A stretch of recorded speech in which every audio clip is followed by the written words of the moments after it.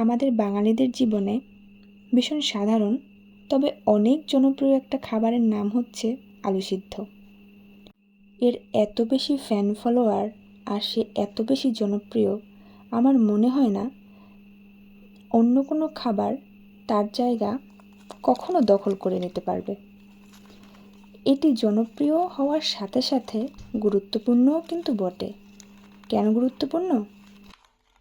মাছ মাংস খেতে খেতে বোর হয়ে গেলে আলু সিদ্ধ ভাত, হাতে রান্নার সময় না থাকলে আলু সিদ্ধ ভাত, রান্না করতে ইচ্ছে না করলে আলু সিদ্ধ ভাত, পরীক্ষা দিতে যাওয়ার আগে আলু সিদ্ধ ভাত, আবার রাতে কিছু রান্না না থাকলে আলু সিদ্ধ ভাত, ভীষণ তাড়ায় থাকলে আলু সিদ্ধ ভাত, আবার খেতে ভীষণ ইচ্ছে করলে আলু সিদ্ধ ভাত।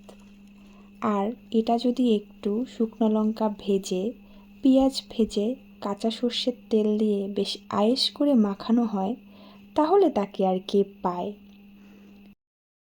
মাখানোর পরে সবার জন্য আবার এভাবে গোল গোল করে রাখা হয়। বিষয়টা কিন্তু দারুণ।